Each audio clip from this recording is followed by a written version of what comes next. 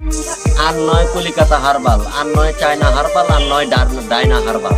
আজ থেকে এই গাছের তরুলতা পারলতা যারা চিনছেন, যারা স্বাস্থ্য নিয়ে ভুগতেছেন, যারা খুব কষ্টে ভুগতেছেন, যারা শ্বাসকাশ নিয়ে ভুগতেছেন, হাড়ে গাড়ে ব্যথা, মাথায় ব্যথা, পাতায় ব্যথা, গাজর ব্যথা, অতিরিক্ত হাড়ে ব্যথা, ঘাড়ে ব্যথা, গ্যাস্ট্রিকের কোনো উৎপাদ করতেছে, এই যে দেখেন গাছটা তরুলতা পাতা, যদি পারেন চাবিয়ে চাবিয়ে খাবেন, তাহলে আপনার এই গ্যাস্ট্রিক, এই বাতের ব্যথা, এই পায়খানা ক্লিয়ার, গ্যাস্ট্রিক সব সব সব ভালো হয়ে যাবে আল্লাহর রহমতে।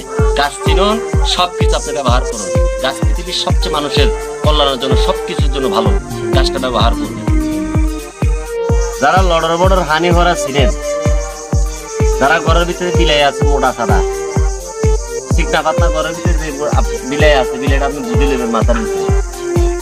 মোটা বিলাই যদি কোনো চোখে যাইতে চায়, আর সিয়ন বিলাই যদি কোনো মিলে যাইতে চায়, তাহলে আপনার তো চিনে নেই। আপনার খাবার ফুল ঠিক করার লিগে মোটা বিলাইয়ের ধরে রাখার লিগে একমাত্র জঙ্গলার গাছ আছে।